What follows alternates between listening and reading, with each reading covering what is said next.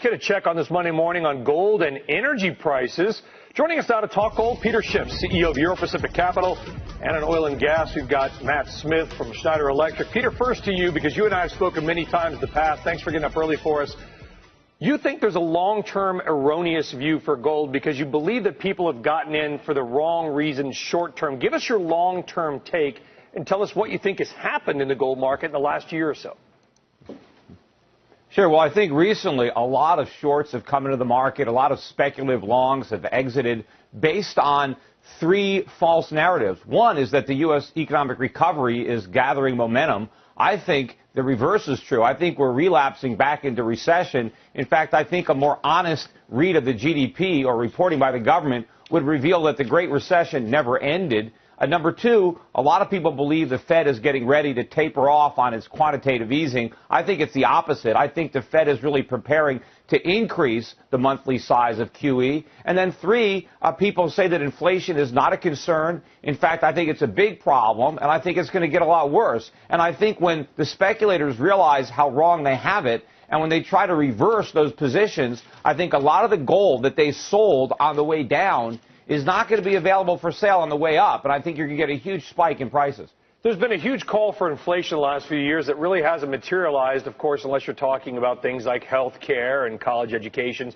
Everybody knows inflation exists there. But if we actually get, let's say, as the government measures it, and I kind of agreed on this point, Peter, real inflation, 3.5%, 4%, what is that going to mean for the price of gold?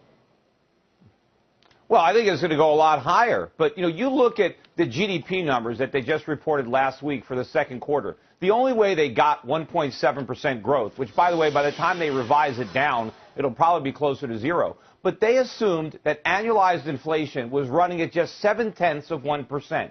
Now, I don't know how anybody can come on this network and believe that that number is any way credible. There is no way inflation is that low. So there's no way growth is as high as 1.7.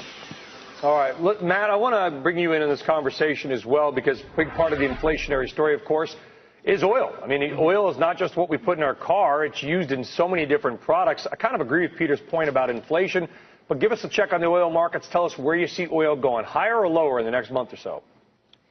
In the next month or so, I expect we'll probably go up and test $110. That was the high of last year. That said, with all the geopolitical tension that we're seeing just in the last day or so, all bets could be off if we do see some sort of coordinated attack on that front. Yeah, Andrew, Becky, and I, we've all been talking about these terror threats and why the stock market maybe isn't reacting more this morning. We're also not seeing that in the oil market. How come? Well, that's right. Well, it is just murmurs and rumors at the moment. However, we are seeing unrest in Bahrain, in Yemen, and if we do see any sort of increase in violence on those fronts, their proximity to Saudi Arabia could really just spike prices higher. That said, I don't want to be sort of scaremongering or anything because all the while, when nothing's really happening, there's no real concern immediately. Well, I don't think you're scaremongering, Matt. I mean, what did the government say? It's the highest level of, quote, chatter among some of these terror channels that they've seen since 9/11. So, Peter, just the last question to you. How much do you think about things like this? I mean, you read the stories, obviously, the last few days. You wake up on a Monday morning. Does it change the way you invest? No, I'm looking at the big picture. You guys were talking just before I came on about, who's going to replace Ben Bernanke. Is it going to be Yellen? Is it going to be Summers? I mean, to me, it's like asking people, how they prefer to be executed, by the guillotine or by the firing squad. We might as well make A-Rod the new Fed chairman because he's got a lot of experience with artificial stimulants.